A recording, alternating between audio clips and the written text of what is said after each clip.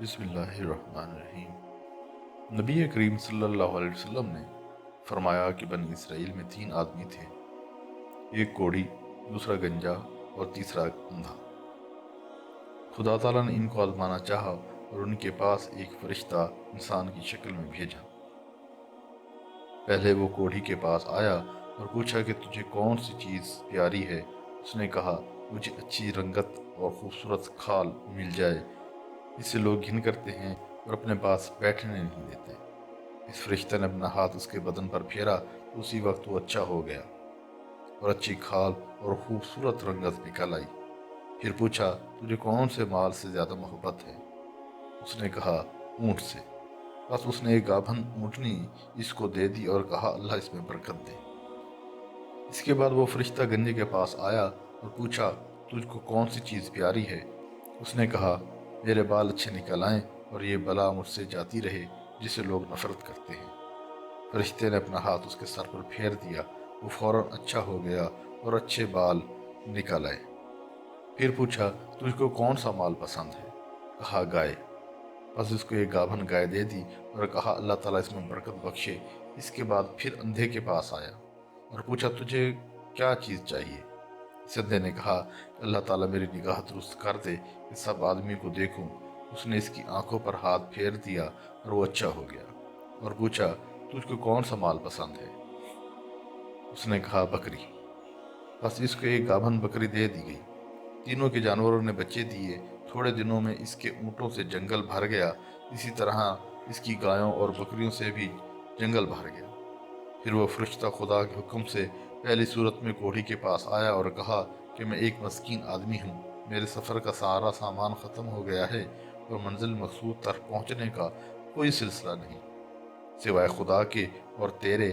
میں اس اللہ کے نام سے جس نے تجھ کو اچھی رنگت اور عمدہ کھال عنایت فرمائی، میں تجھ سے ایک اونٹ مانگتا ہوں کہ اس پر سوار ہو کر اپنے گھر پہنچ جاؤں۔ اس کوڑی نے کہا، یہاں سے چلا جا، مجھے بہت حقوق ادا کرنے ہیں، تجھے دینے کی اس میں گنجائش نہیں ہے۔ فرشتہ نے کہا کہ شاید تجھ کو میں جانتا ہوں، کیا تو کوڑھی ہی تھا کہ لوگ تجھ سے گھن و نفرت کرتے تھے، اور کیا تو مفلس نہ تھا پھر تجھ کو خدا نے اس قدر مال عنایت فرمایا؟ اس کوڑھی نے کہا، واہ کیا خوب، یہ مال تو میری کئی پشتوں سے باپ دادا کے وقت سے چلا آ رہا ہے۔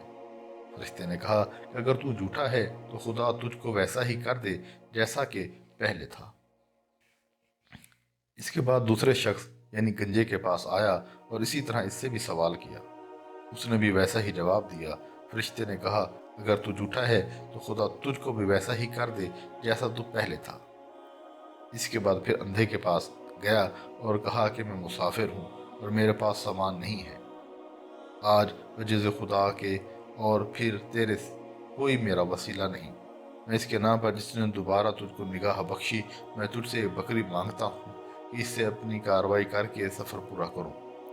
اس نے کہا، بے شک میں اندھا تھا، اللہ تعالیٰ نے محض اپنی رحمت سے مجھ کو نگاہ بخشی۔ جتنا تیرا دل چاہتا ہے لے جا اور جتنا چاہے چھوڑ جا، خدا کی قسم میں کسی چیز سے تجھ کو نہیں روکوں گا۔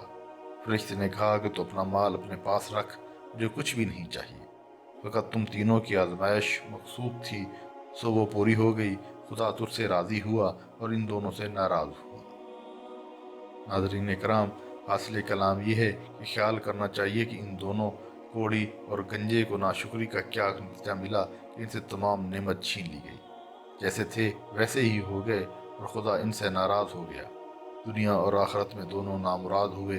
اس اندھے کو شکر خداوندی کی وجہ سے کیا عوض ملا کہ اس کے مال میں مزید اضافہ ہو گیا۔ خدا اس سے راضی ہوا اور دنیا و آخرت دونوں میں کامیاب ہوا۔ آخر میں آئیے ہم سب مل کر دل کی گہرائیوں سے دعا کریں کہ اللہ تعالیٰ ہمیں ان تمام واقعات سے سبق اور عبرت حاصل کرنے اور نیک اعمال کر کے اپنی آخرت بنانے کی توفیق عطا فرمائے۔ آمین یا رب العالمین۔ خدا حافظ۔